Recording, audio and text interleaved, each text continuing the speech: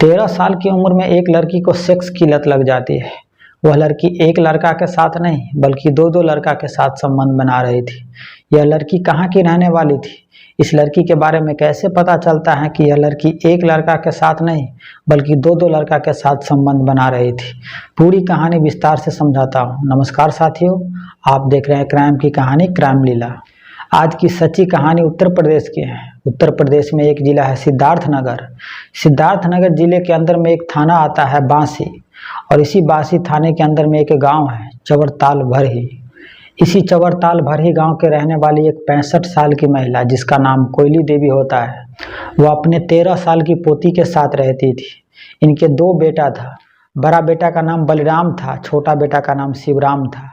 यह दोनों अपनी पत्नी को लेकर एक दिल्ली में रहता था और दूसरा लखनऊ में रहता था।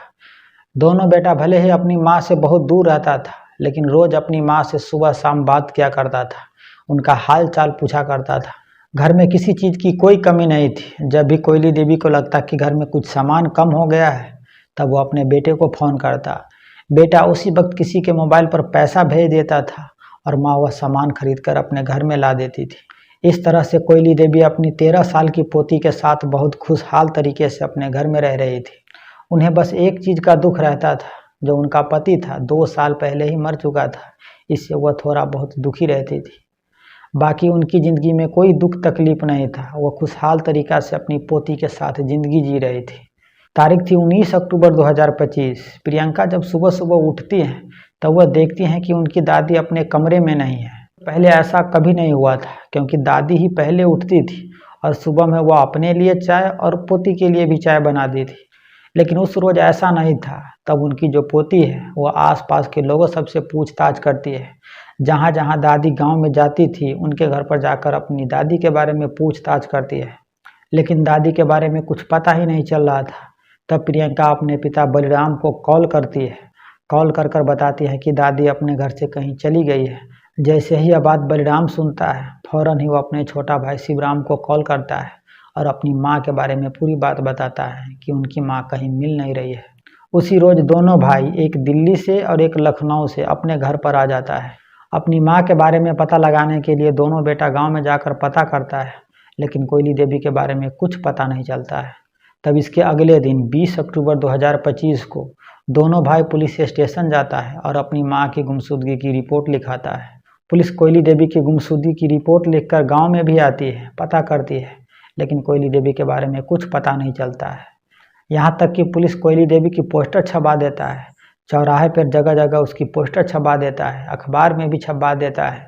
19 अक्टूबर 2025 को कोयली देवी अपने घर से कहीं चली गई थी, और इसके 5 दिन के बाद यानी 24 अक्टूबर 2025 को उसी गांव के कुछ लोग जब खेत में काम करने के लिए जाता है, तब कुछ लोगों को लगता है कि एक खेत से बड़ी तेज की बदबू आ रही थी। इस घटना के बारे में फौरन ही पुलिस को खबर कर देती है। पुलिस थोड़ी ही देर में उस खेत पर पहुंच जाती है जिस खेत से बड़ी तेज की बदबू आ रही थी। जिस जगह से बदबू आ रही थी वहां से मिट्टी हटवाया जाता है। मुश्किल से 1-1.5 फीट की मिट्टी हटाता है, तब अंदर में एक महिला की सड़ी गली लाश नजर आती है। लाश पर जो कपड़ा था, वह कपड़ा देखकर फौरन ही गांव वाले समझ जाता है कि यह लाश कोयली देवी की है। जिस तरह से कोयली देवी को कत्ल कर कर उनके घर से मुश्किल से 500 मीटर की दूरी पर खेत में दफना दिया गया था, यह देखकर पूरे गांव में हड़कंप मच जाता है। कोयली देवी के घर के सभी लोगों को रो रो कर बुरा हाल हो रहा था, और गांव के भी बहुत सारे महिला कोयली देवी की लाश को मिलने से वो लोग भी रो रही थी। पुलिस लाश को पंचनामा करने के बाद पोस्टमार्टम के लिए भेज देती है और पता करने में जुट जाती है कि आखिरकार कोयली देवी का कत्ल किसने किया। पुलिस उनके दोनों बेटा से पूछताछ करती हैं कि आपकी माँ को कौन मार सकता है, आपको किसी पर शक है? लेकिन दोनों बेटा किसी पर शक नहीं जताता है। तब पुलिस कोयली देवी की जो पोती थी 13 साल की प्रियंका, उससे पूछताछ करने का फैसला करती है, क्योंकि उसी ने ही अपने दादी की गुमशुदगी के बारे में सबसे पहले अपने पिता को बताया था। वह सिर्फ 13 साल की थी, इसीलिए पुलिस ने उससे ज़्यादा पूछताछ नहीं करती है। लेकिन पुलिस जब उससे पूछताछ कर रही थी, तब वह गोलमोल जवाब दे रही थी। पुलिस को लगा कि यह अभी बच्ची है, इसीलिए इस तरह की वह जवाब दे रही है। लेकिन पुलिस को थोड़ा थोड़ा उस लड़की पर शक भी हो रहा था। तब पुलिस इस लड़की के बारे में पता लगाने के लिए मुखबिरों को एक्टिव कर देती है। मुखबिर जब इस लड़की के बारे में गांव के लड़कों सबसे पूछताछ करती है, पता करती है, तब एक चौंकाने वाली बात पता चलती है। भले ही यह लड़की सिर्फ 13 साल की थी, लेकिन गांव के ही एक लड़का के साथ इसका प्रेम प्रसंग चल रहा था। यह बात जब मुखबिर आकर पुलिस को बताती हैं कि यह लड़की का गांव के ही एक लड़के के साथ चक्कर चल रहा है, आप उस लड़के से पूछताछ करो तो पुलिस भी हैरान हो जाती है।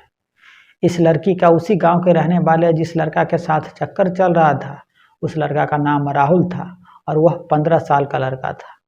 13 साल की लड़की का चक्कर 15 साल के लड़का के साथ चल रहा था। पूछताछ करने के लिए प्रियंका और राहुल को थाने पर लाती है। दोनों से पुलिस सिविल ड्रेस में पूछताछ करती है। प्रियंका से महिला पुलिस पूछताछ करती है। कुछ देर तक तो यह दोनों नाबालिग जोड़ी पुलिस को घुमाने फिराने की कोशिश किया, लेकिन जब पुलिस थोड़ी सी सख्ती करती है तब यह दोनों अपना जुर्म कबूल कर लेती है और कहती है कि हाँ, उसी ने ही मिलकर दादी का कत्ल किया है। अब पुलिस यह जानना चाहती थी कि यह दोनों नाबालिग जोड़ी ने आखिरकार अपनी दादी को क्यों कत्ल किया था। तब लड़की बताती हैं कि गांव के ही रहने वाले 15 साल के राहुल से उसके प्रेम प्रसंग पिछले 4 महीनों से चल रहा था। लड़की के पास एक मोबाइल फ़ोन था जो उनके पिता ने उसे दिया था। उनके पिता ने इसलिए मोबाइल फ़ोन दिया था कि वो लोग घर से बहुत दूर रहते थे, ताकि वो अपनी बेटी और अपनी माँ से बातचीत कर सके। लेकिन यह लड़की उसी गांव के रहने वाले राहुल नाम के लड़का का नंबर ले लेती है और उस लड़के के साथ वह बातचीत करने लगती है। धीरे धीरे इन दोनों में दोस्ती हो जाती है। इसके बाद जब रात में दादी सो जाती थी तब वह राहुल को कॉल कर कर अपने घर पर बुलाती थी और राहुल के साथ संबंध बनाती थी। जब भी इन दोनों में से किसी का मन होता था, जब रात में दादी सो जाती थी, तब लड़का घर पर आता और दोनों फिर एक साथ संबंध बनाता था। इस तरह से यह दोनों नाबालिग जोड़े का संबंध बनाने का सिलसिला पिछले 4 महीनों से चलता रहा। घर में दादी सो जाती थी तब यह दोनों अपना खेल शुरू करता था। लेकिन जब 18 तारीख को जब यह दोनों संबंध बना रहा था, दादी की नींद खुल जाती है। उनको सुनाई देती है कि जो उनकी पोती का कमरा है उसमें से अजीब तरह की आवाज़ आ रही है। और जब वो अपनी पोती के कमरे में जाकर देखती है तब देखती है कि गांव के ही रहने वाले एक लड़का के साथ उनकी पोती संबंध बना रही है। अचानक से दादी को कमरे में देखकर पोती और यह लड़का दोनों घबरा जाता है। दादी अपनी पोती को इस हालत में देखकर उनको काफ़ी गुस्सा आ जाता है। वह दोनों को 2-2 झापड़ लगाते हुए कहती हैं कि यह करतूत अभी मैं तुम्हारे बाप को बताती हूँ। वह फ़ोन लेने के लिए तकिए की तरफ जाने लगती है। तभी पीछे से जो उनकी पोती थी अपनी दादी को धक्का दे देती है। वह ज़मीन पर गिर जाती है। इसके बाद दोनों मिलकर दादी को पकड़ लेता है। लड़का दोनों पैर पकड़ लेता है और पोती अपनी दादी के सीने पर सवार हो जाती है और उनका गला घोंटने लगती है। दादी तड़पने लगती हैं, लेकिन पोती अपनी दादी का गला तब तक दबाए रखती है जब तक कि वह तड़प तड़प कर मर नहीं जाती है। और जब वह मर जाती है तब कहीं जाकर उसकी पोती उनका गला छोड़ती है। दादी को कत्ल करने के बाद यह दोनों काफ़ी घबरा जाता है, काफ़ी डर जाता है। इनको समझ में नहीं आ रहा था कि यह क्या करे क्या न करे। यह दोनों काफ़ी देर तक यही सोचते रहता है कि आखिरकार दादी की लाश को ठिकाना कैसे लगाए। अगर लाश घर में रहती है तब तो वो आसानी से पकड़ी जा सकती है।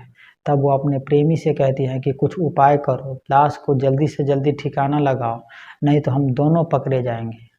तब ये दोनों काफ़ी सोच विचार करने के बाद फैसला करती हैं कि दादी की लाश को खेत में ले जाते हैं और वहीं पर उसे गड्ढा खोद कर दफना देंगे। जब यह दोनों दादी की लाश को उठाने के लिए जाता है तब दादी की लाश इन दोनों से उठता ही नहीं है। दादी काफ़ी हेल्दी थी, इसलिए इन दोनों की बस की बात नहीं थी। तब राहुल अपने दोस्त लवकुश को कॉल करता है और कहता है कि एक बहुत ज़रूरी काम हो गया है, तुम अभी के अभी प्रियंका के घर पर आओ। उधर से लवकुश कहता है कि ऐसी कौन सी बात हो गई है कि तुम जल्द से जल्द प्रियंका के घर पर आने के लिए कह रहा है। राहुल कहता है कि तुम जल्द से जल्द प्रियंका के घर पर आ जाओ, मैं यहीं पर तुमको सारी बात बताता हूँ। लवकुश रात के 11:30 बजे के आसपास प्रियंका के घर पर आता है और जैसे ही वह कोयली देवी की लाश को देखता है वह डर जाता है, घबरा जाता है। वह कहता है कि तुम दोनों ने यह क्या किया, अपनी ही दादी को मार डाला है। प्रियंका कहती है कि हम लोगों सबसे बहुत बड़ी गलती हो गई है, इस मुसीबत से तुम ही हम दोनों को बचा सकते हो, हमारी दादी को दफनाने में हमारी मदद करो। इस पर लवकुश कहता है कि यह काम मैं बिल्कुल नहीं करूँगा। तुम दोनों ने अपनी दादी को मारा है और तुम दोनों ही जाकर अपनी दादी को दफनाओ या कुछ भी करो, मुझे इससे कोई लेना देना नहीं है, मैं अपने घर जा रहा हूँ। यह दोनों लवकुश के आगे हाथ जोड़ते हुए विनती करता है, कहता है कि तुम ही हो जो हम दोनों को इस मुसीबत से बचा सकते हो। तब लवकुश प्रियंका के आगे एक शर्त रखता है और वह प्रियंका से कहता है कि मैं लाश को दफनाने में तुम्हारी मदद कर सकता हूँ, लेकिन इसके लिए तुम्हें एक काम करना होगा। प्रियंका कहती हैं कि जो तुम कहोगे वो मैं करने के लिए तैयार हूँ, बस मेरी दादी की लाश को ठिकाना लगा दो।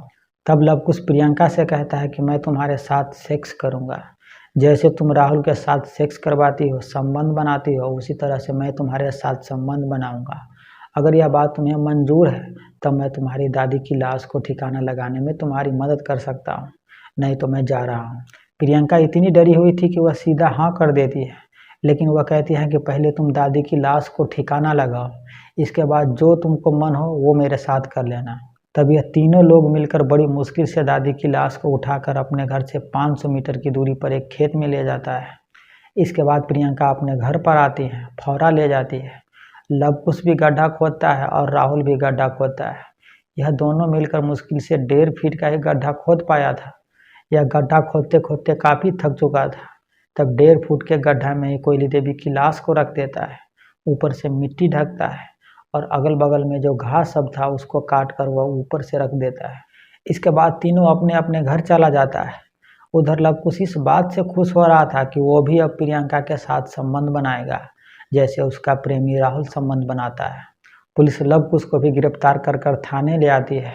लव कुश 19 साल का था, इसीलिए उसे जेल हो जाती है और यह दोनों 18 साल से नीचे का था।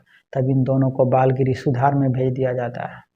दोस्तों, इस कहानी में जो मैं 13 साल की लड़की का नाम प्रियंका और 15 साल के लड़का का नाम जो मैं राहुल बताया हूँ, यह दोनों नाम काल्पनिक है, लेकिन इन दोनों का एज बिल्कुल सही है। और जो 19 साल का लड़का लव कुश है, उसका नाम भी सही है और उसका एज भी सही है।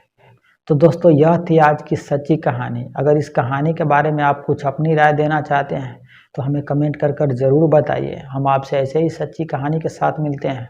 तब तक आप अपना बहुत सारा ख्याल रखिए। जय हिंद, जय भारत।